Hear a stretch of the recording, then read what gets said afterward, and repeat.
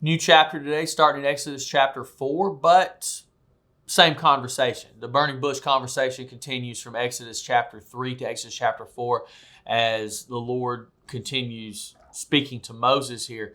And now Moses, after being told all these things, protests. Again, and he starts that way in verse 1. But Moses protested again, what if they won't believe me or listen to me? What if they say the Lord never appeared to you? Now, earlier in this conversation, in verse 11, we see Moses say, who am I that I should go to Pharaoh? Good statement. Who is Moses? Nobody, right? Moses has no faith in self. He doesn't see himself as being worthy of and being the guy to do this. Good. You know, having a view of yourself as I can't on my own accomplish this great feat is not a bad thing. But God answered the question. In verse 12, he says, I will certainly be with you. So if Moses said, I can't do this, and then God's answer was, I'll be with you, I'll take care of this. At that point, Moses moves from lacking self-confidence to unbelief, right? Overconfidence in self can be a very bad thing.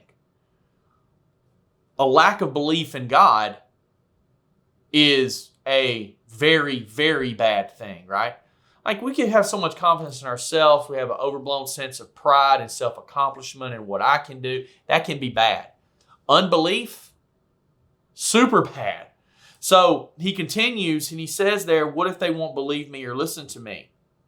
And this too is a direct contradiction to what God had said, because in verse 18 of chapter 3, he says, they will heed your voice. They will listen to you. They will follow you, right?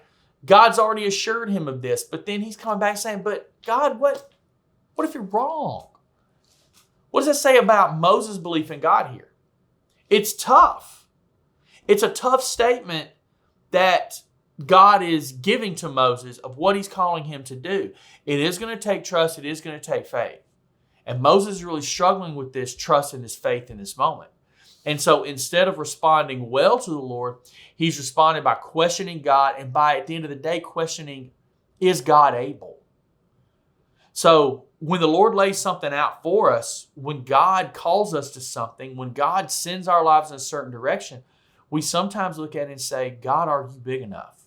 Exactly what Moses is doing here. And we look down on Moses when he does this, right? We're like, Moses, what are you thinking? This is God. This is the burning bush. And look, God most likely is not speaking to you through a burning bush. Okay, I'm going to tell you that's a very, very, very unlikely scenario to have happened to you individually. I mean, impossible? No, but I doubt it. But God does direct our paths. I believe fully that God has a plan for your life, and he has a direction and a call that he has placed upon you. So, do you trust God in that call? When God sends you down difficult roads, when God makes it obvious to you, he's calling you to witness to an individual. He's calling you to step out in faith. He's calling you to be a leader. He's calling you into a place to teach, to do something, to serve. And you have that unbelief. God, what if it doesn't work out? God, what if I can't? You can't, God can't. That's where you want to be. That's how you want to think. That's what Moses should have been doing.